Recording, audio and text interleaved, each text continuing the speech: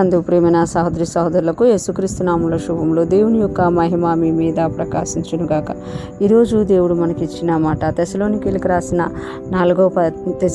రాసిన మొదటి పత్రిక 4వ అధ్యాయము 12వ వచనం. మీ సొంత కార్యములను జరుపుకొనుట యందును మీ చేతులతో పనిచేయుట యందును ఆశ కలిగి ఉండవలననియు మిమ్మును హెచ్చరించుచున్నాను. ఈ మాటలు మనం తెస్సలోనికీ సంఘానికి మొదటి పత్రికలో పౌలు గారు తెస్సలోనికీయులకు తెలియజేస్తున్నట్లు మనం చూడగలం.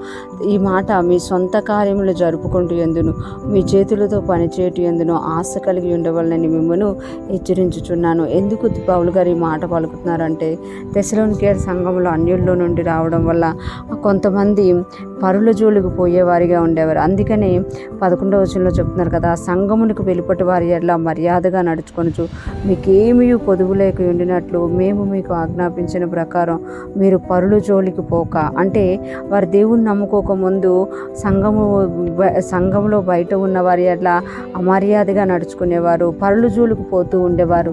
ఎవరు ఏదన్నా కూడా ఊరికే వారి మీద పోగుబడేవారు. అందుకనే పౌలు గారు ఈరోజు దేవుడు మనకి ఇచ్చిన మాటలో చెప్తున్నారు కదా, మీ సొంత కార్యములు జరుపుకుంటూ ఎందును అంటే పరుల విషయాల్లో పట్టించుకొని వాళ్ళ జోలికి పోతూ వీళ్ళ జోలికి పోతూ వాళ్ళ గురించి వీళ్ళ గురించి మాట్లాడుకోకుండా మీ సొంత కార్యాలను జరుపుకుంటూ ఎందును మీ చేతులతో పనిచేయటం ఎందును ఆశ కలిగి ఉండవలనని మిమ్మల్ని హెచ్చరించుచున్నాను. పరులు ఏం చేస్తున్నారు, వాళ్ళ విషయాలు పట్టించుకోవడం, వీళ్ళ విషయాలు పట్టించుకోవడం, వాళ్ళ దగ్గర అక్రమంగా ఏదైనా దోచుకోవడం, ఇతరుల గురించి అమర్యాదగా నడవడం, ఇలాంటివి కాకుండా మీ సొంత కార్యములు జరుపుకుంటా అంటే మీకు ఏవైతే పనులు ఉన్నాయో అవి జరుపుకోనండి. అలాగే మీ చేతులతో పని చేయడం, మీ చేతుల కష్టార్జితం మీరు అనుభవించేటట్టు, మీకు దేవుడు ఏదైతే పని ఇచ్చారో, ఏదైతే జీవన వ్యాపారం ఇచ్చారో దానిలో మీ పని మీరు జరుపుకునే వారిగా ఉండాలి. పక్కోడు జోలికి పోయేవారిగా ఉండకూడదు. ఇంకొకటి, అలాంటి విషయాల్లో ఆశ కలిగి ఉండవాలని మిమ్మల్ని హెచ్చరించుచున్నాను అంటున్నారు. అంటే మీ సొంత కార్యాలు, మీ ఇంటి పనులు మీరు చూసుకోనండి, పరుల జోలికి పోవద్దు. రెండోదిగా చూస్తే మీ చేతులతో కష్టపడి పని చేసుకోనండి, అంతేగాని పక్కోళ్ళది ఆశించకండి.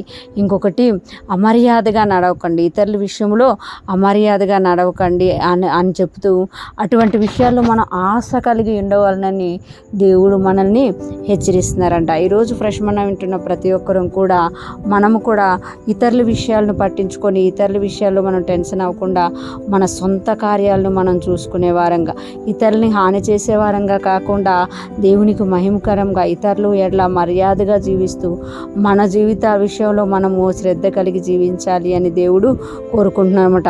మనము అన్ని విషయాల్లో కూడా దేవుని వాక్యానుసారంగా జీవించుటయందు ఆశ కలిగి ముందుకు సాగిపోదుము గాక.